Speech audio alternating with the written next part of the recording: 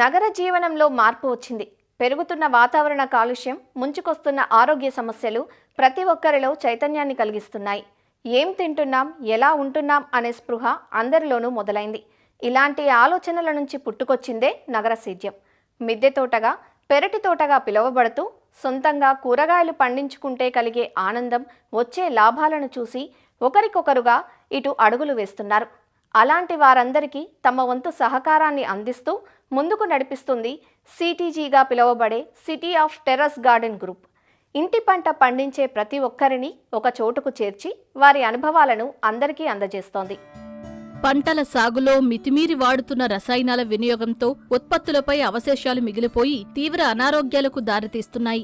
ఇలాంటి పరిస్థితుల్లో మనం తినే ఆహారాన్ని మనమే సొంతంగా పండించుకుందాం, మన ఆరోగ్యాన్ని మనమే కాపాడుకుందాం అనే సరికొత్త నినాదానికి శ్రీకారం చుట్టారు సిటీ ఆఫ్ టెర్రస్ గార్డెన్ నిర్వాహకులు. ఏమాత్రం రసాయనిక ఎరువుల జోలికి పోకుండా సేంద్రియంగానే కూరగాయలు, ఆకుకూరలు పండిస్తున్నారు.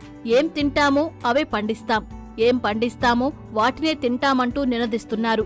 దాదాపు 6 ఏళ్ల కిందట హైదరాబాద్కు చెందిన హర్కారా శ్రీనివాసరావు స్ట్రాబెర్రీ మొక్కలు కొనేందుకు ప్రయత్నిస్తే ఒక్కో మొక్క ధర 100 అని చెప్పడంతో ఆయన వెనుదిరిగారు. తమిళనాడులో అదే మొక్క 10 రూపాయలకే దొరుకుతుందని తెలుసుకున్నాడు. అక్కడ్నుంచే ఈ సిటీ టెర్రస్ గార్డెన్ కు ముందడుగు పడింది. మిద్దె తోటలు పెంచే 40 మందితో కలిసి స్ట్రాబెర్రీ పేరుతో వాట్సాప్ గ్రూప్ ప్రారంభించారు. ఉద్యాన నిపుణులను కూడా ఇందులో చేర్చుకున్నారు. హైదరాబాద్ ను మిద్దె తోటల మహానగరంగా మార్చాలన్న సంకల్పంతో గ్రూప్ పేరును సిటీ ఆఫ్ టెర్రస్ గార్డెన్ సిటీజీగా మార్చారు. విత్తనాలు, మొక్కలు మార్పిడి చేసుకోవడంతో పాటు పెంపకానికి సంబంధించి తమ అనుభవాలు పంచుకుంటారు.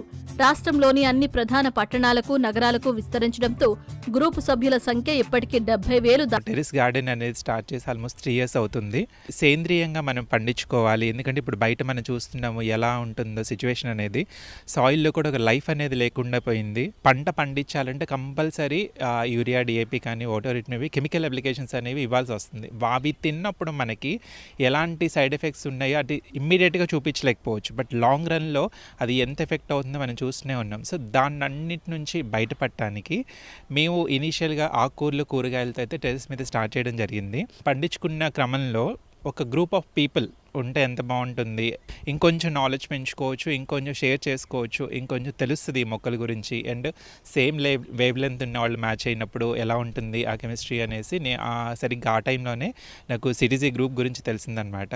అయితే ఫస్ట్ ఇది హైదరాబాద్లో అని స్టార్ట్ అయిందనమాట. సిటీజీ ఫౌండర్స్ అంటే ఫస్ట్ శ్రీనివాస్ హర్కర్ గారు, నెక్స్ట్ సరోజ గారు.